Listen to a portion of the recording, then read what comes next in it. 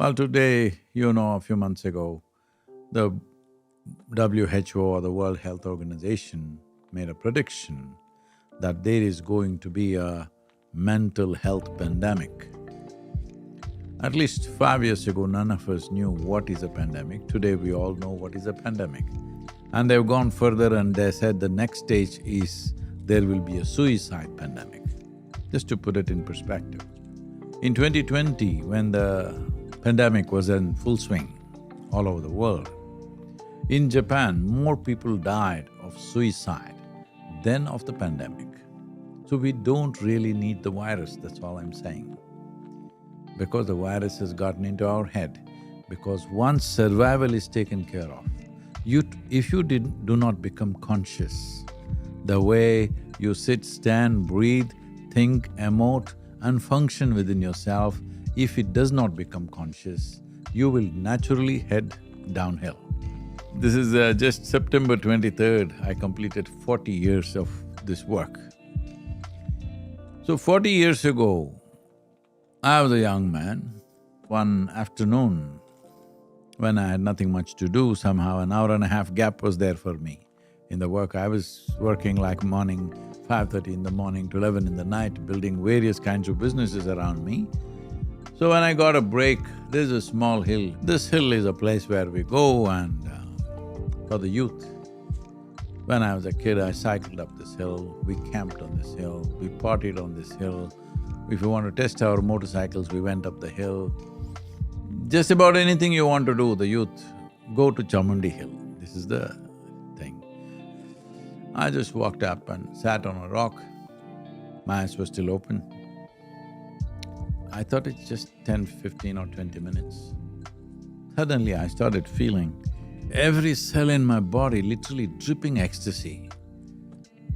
I thought this lasted 15, 20 minutes, but when I came back to my normal senses, 4.5 hours had passed.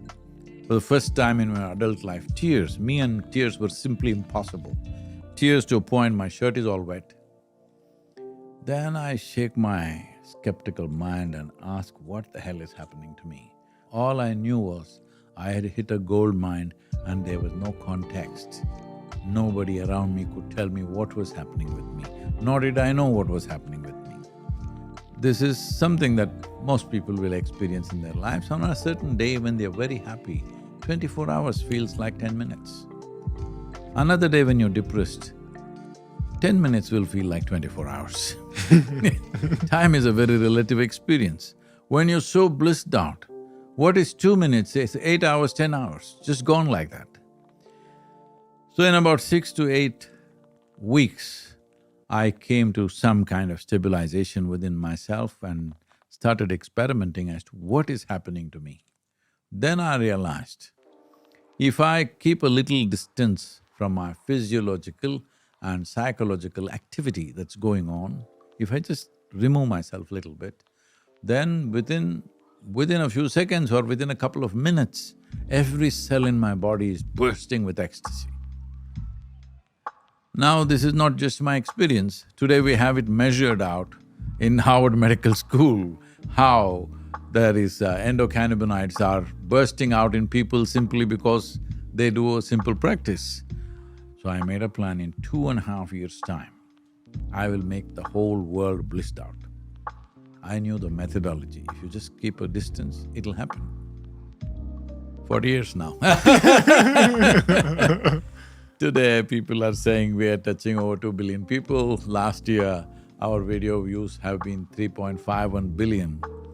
So, people think that's great.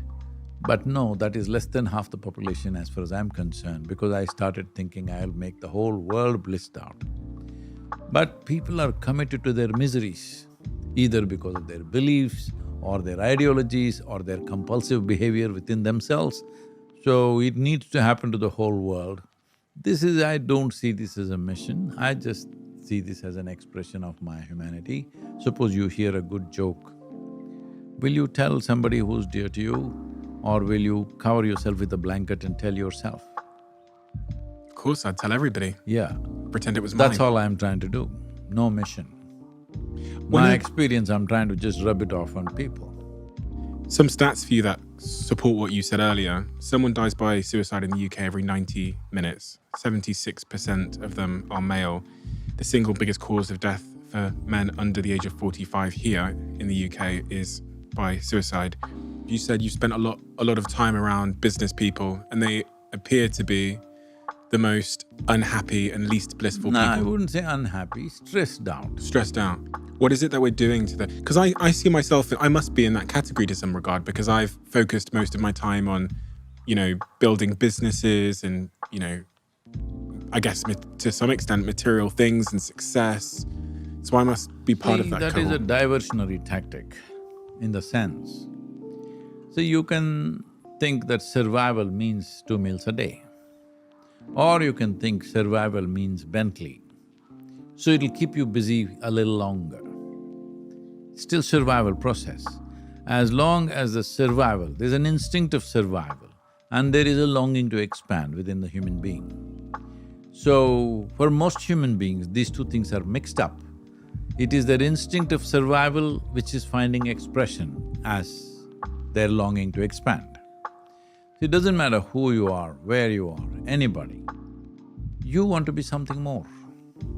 If that something more happens, you want to be something more. You can go on like this, how much more? Whatever you want, if I make it true for you right now, next moment you'll be thinking, what more? Suppose I make you the king of, not England, the planet. Don't look at me hopefully, I will not commit such a blunder. Suppose we make you the king of this planet, will you be fulfilled? No, you will look at the moon, you look at other planets, you look at the other galaxies. If I give you one galaxy, you'll say, what about the other galaxy? Because there is something within a human being which wants to expand limitlessly. Is that not a good thing? Is that not the reason why? I didn't say it's not good. I'm just saying you have constipated that longing to expand, that's why you suffer. When I say constipated, right now you want to expand limitlessly. Can you expand this body limitlessly? No. Please don't. Don't try. In the gym I've tried, but So physical expansion is a limited expansion and your longing is to expand limitlessly because there is something within you which doesn't like boundaries. The moment, see, if I imprison you in a 5x5 cubicle, you will feel terribly imprisoned.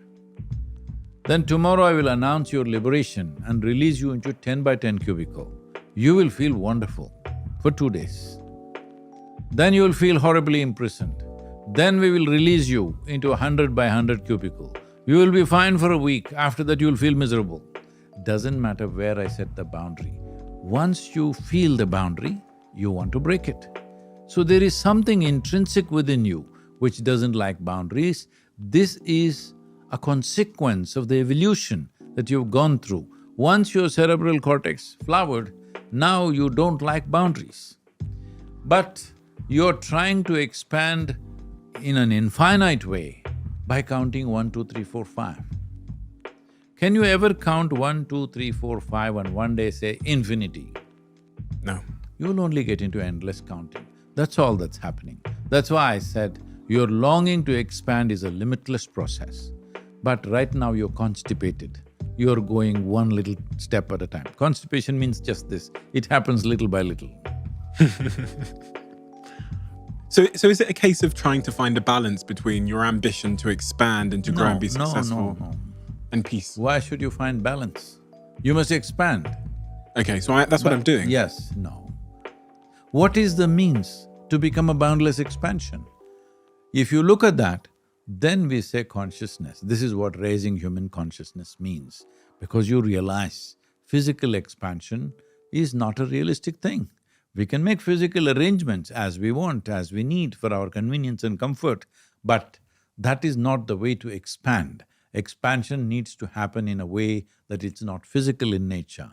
Then you can also own the universe, I can also own the universe.